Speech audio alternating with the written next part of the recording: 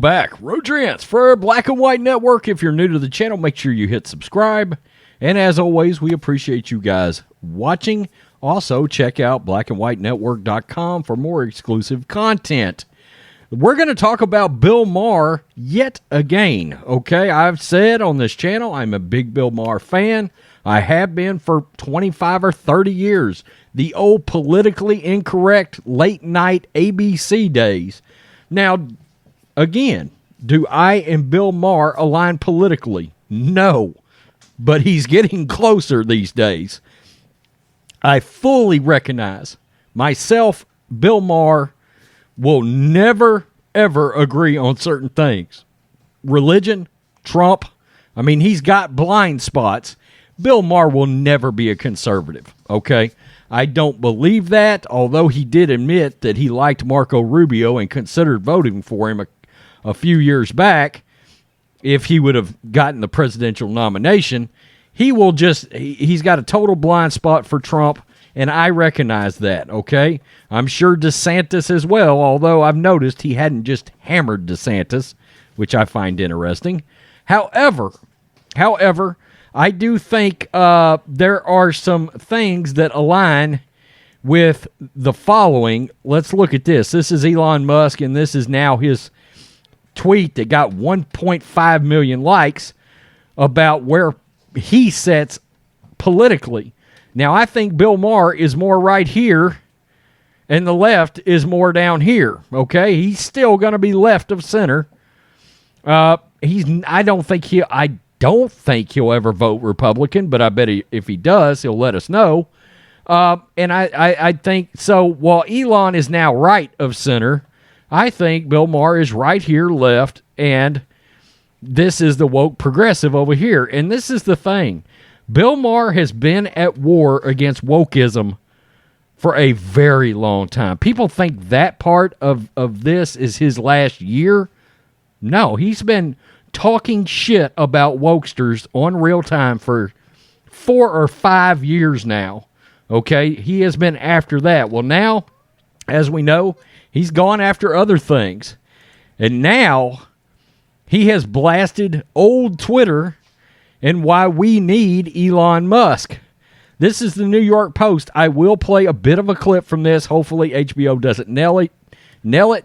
You failed. Bill Maher blasts Twitter for censoring post after bombshell Hunter Biden story. And he talks about the Babylon Bee here. And he recognizes the need for the Babylon Bee, and we'll show that.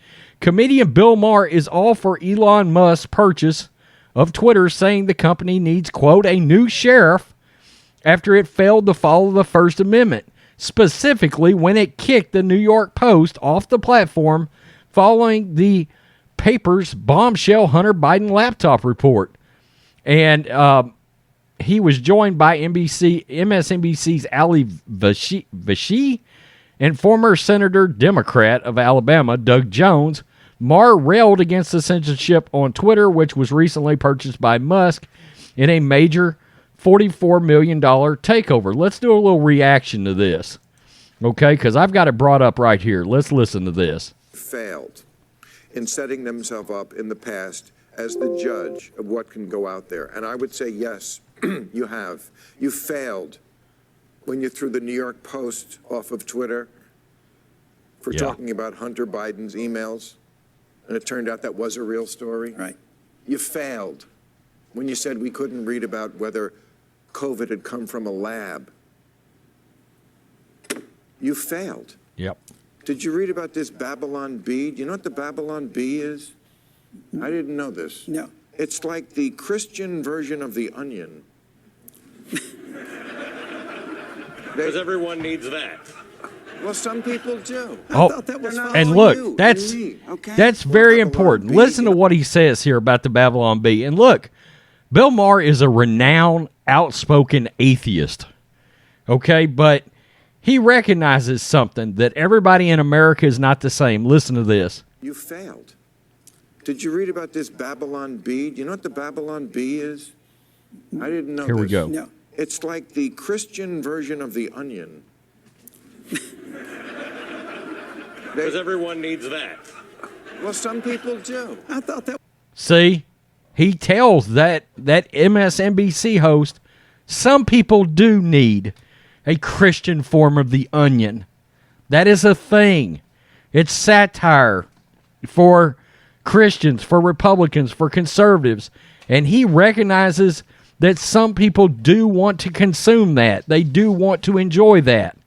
It is called satire after all. This is Joe Barry, by the way, that retweeted this. They're not all you and me, okay? It says your trusted source for Christian news and satire. I didn't know there was such a thing as Christian satire. I thought the religion itself was satire. That's me. I'm not everybody. I'm not everybody. I'm not everybody. Have a little humility, right?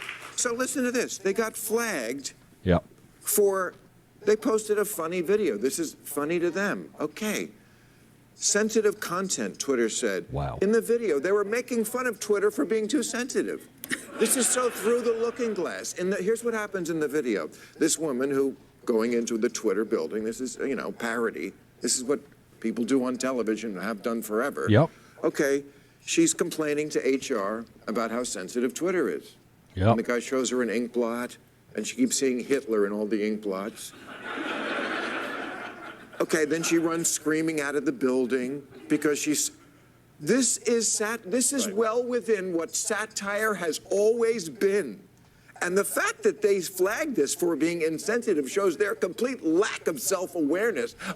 There he goes. I mean, he absolutely railed on Twitter, their censors, whoever's been running that. We found out that so many of their employees did actually 98 point something percent of Twitter users actually donated to the Democratic Party.